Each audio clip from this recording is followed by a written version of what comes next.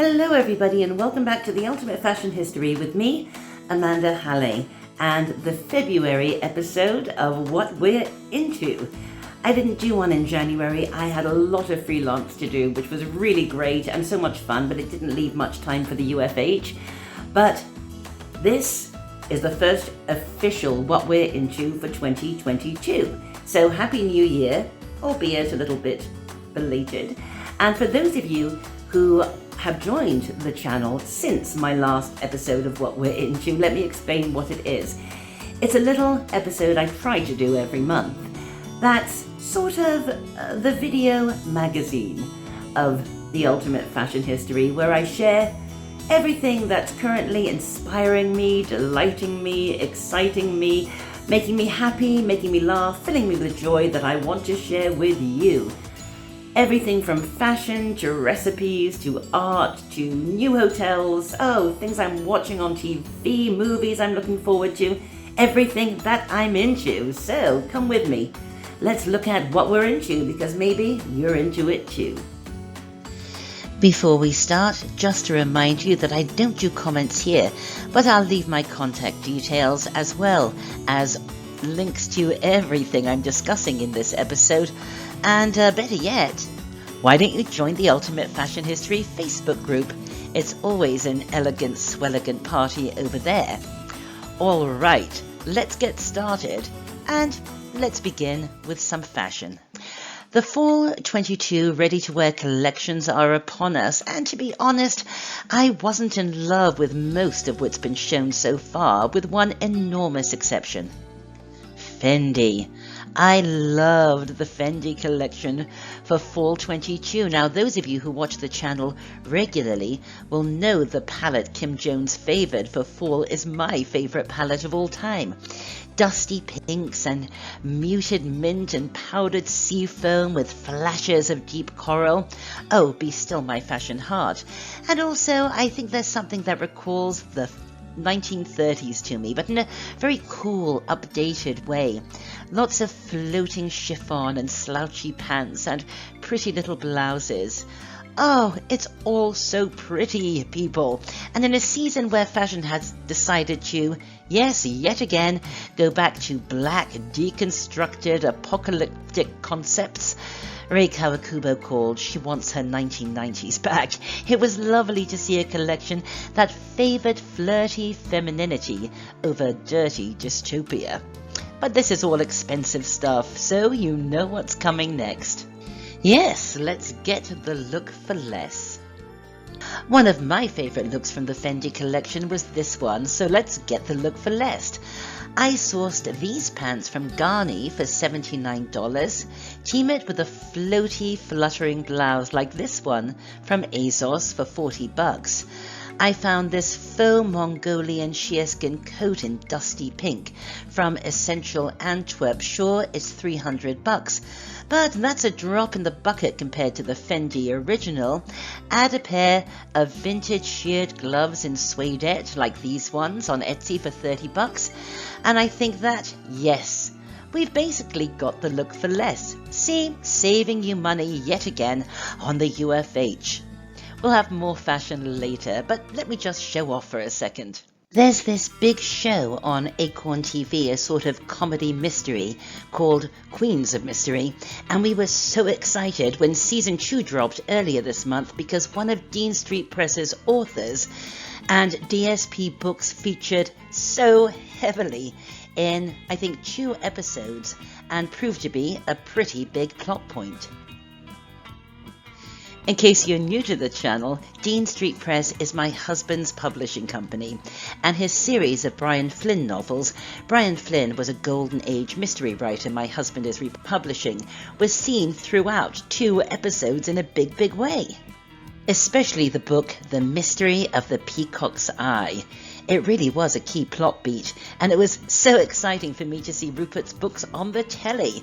I'll leave a link to Brian Flynn on Amazon.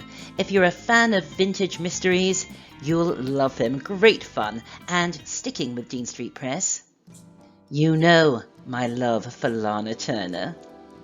I even did an episode of her in my 20th Century Style Icon series. I'll leave a link to that too in case you missed it. Anyway, a few years ago I read her autobiography, LANA, The Lady, the Legend, the Truth, and I loved it. Out of print for years, I bugged Rupert to republish it. And it felt almost like a gift to me when he secured the rights and republished LANA, The Lady, the Legend, the Truth. It is honestly one of my all-time favorite Golden Age Hollywood autobiographies. And I'm so glad that LANA gets the chance to tell her incredible story once again. Let's look at some more fashion. Can we just look at this image and say, wow? Now this is how museums should put on a fashion exhibition. Yves Saint Laurent at the Musée d'Orsay and 5 other Paris museums. Each one of them juxtaposing Saint Laurent's most iconic designs with the art that inspired it. How truly smart and wonderful. Yes, in Paris this season, it's all about Yves. Let me tell you about a book I'm really into. Alright, you all know how much I love my true crime, my forensics, my CSI, and my Agatha Christie.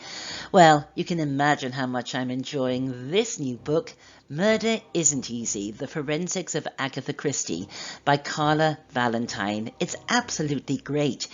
It sort of tells the history of forensic science through the mystery novels of Agatha Christie and how she applied all of this new technology to her stories. It is beautifully written. What a romp.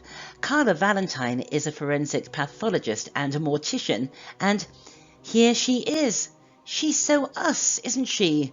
A 21st century style icon in her own right, and I highly recommend her book.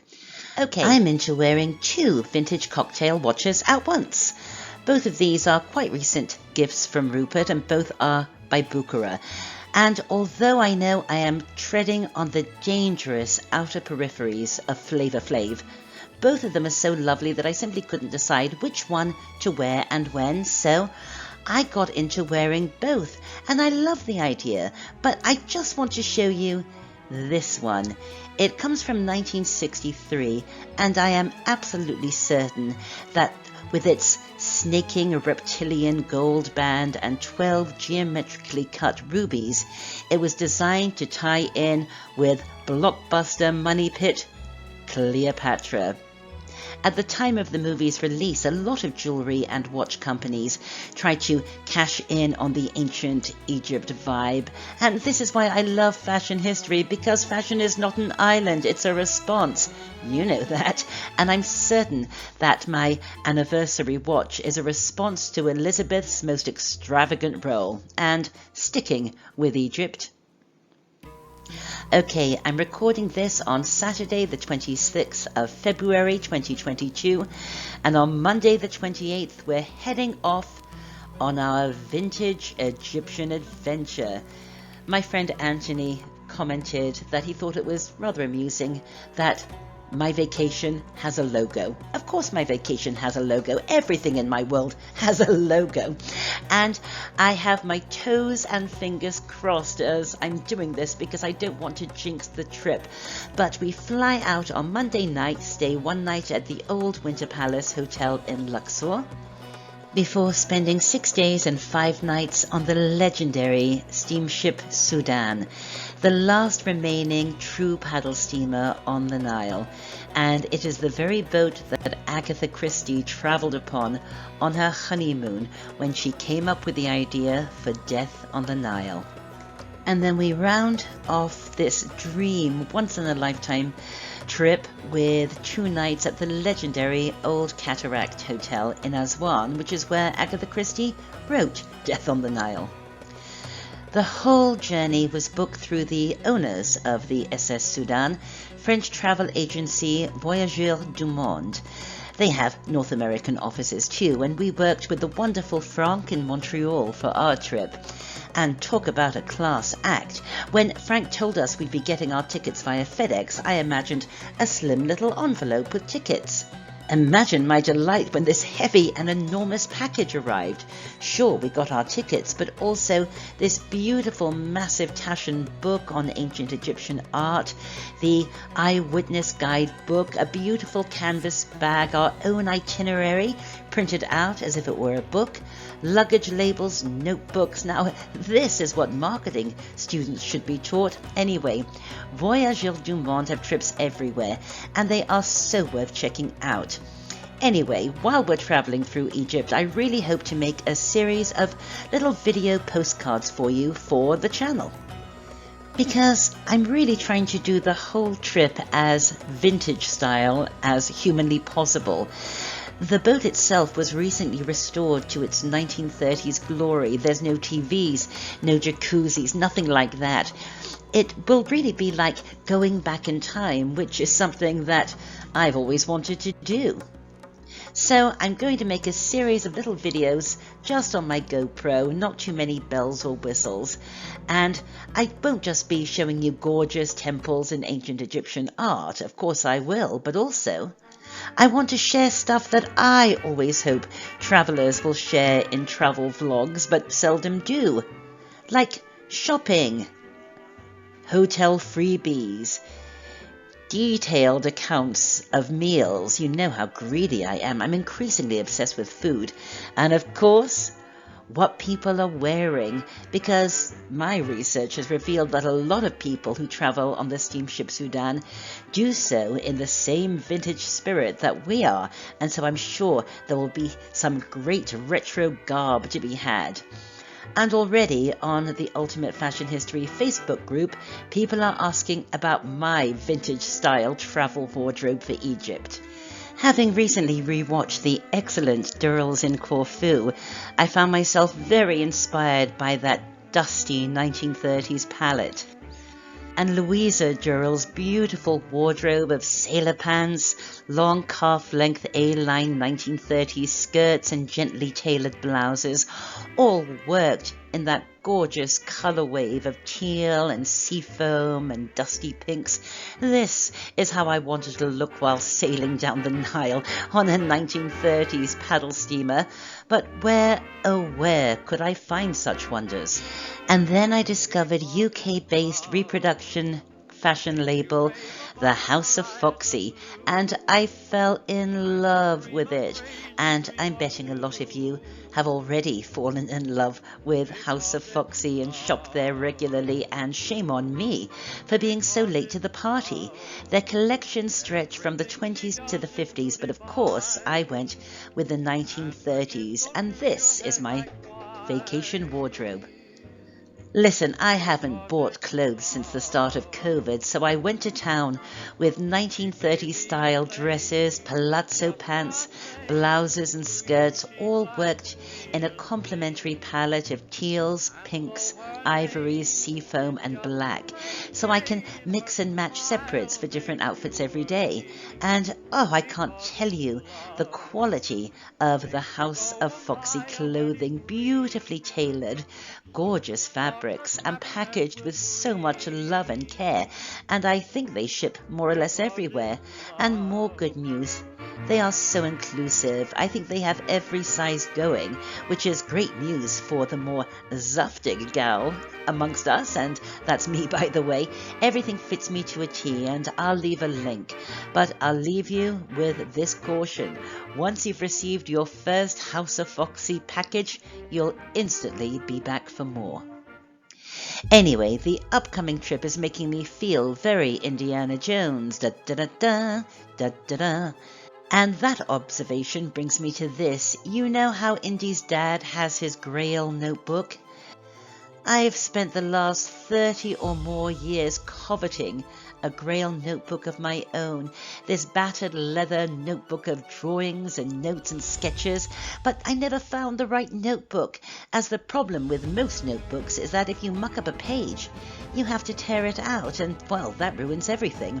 And then a few months ago, I discovered a new notebook purveyor that has literally changed my life. The company is British and is called William Hanna, and it's the creation of David Round, who changed his entire career to give the world the notebook it was needing.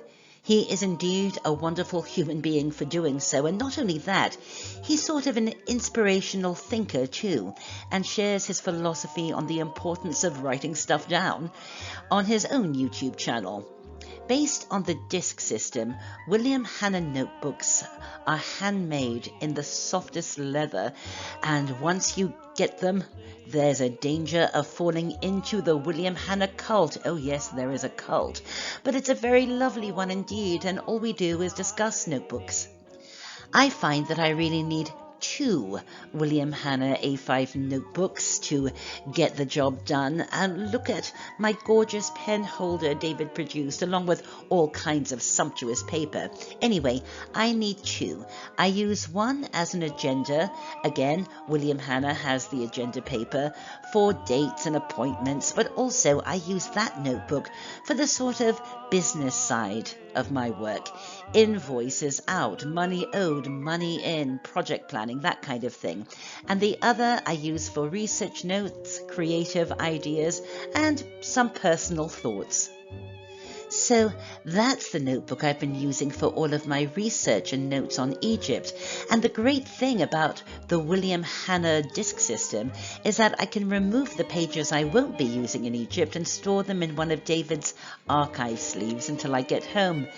Yes, we all love William Hanna notebooks, and I'm sure if he could, Bo would use one to document his growing list of grievances. Right, let's get a little bit spiritual. With a brand new jewelry company that blends chic fashion aesthetics with truly powerful positive thinking, 369 Magic.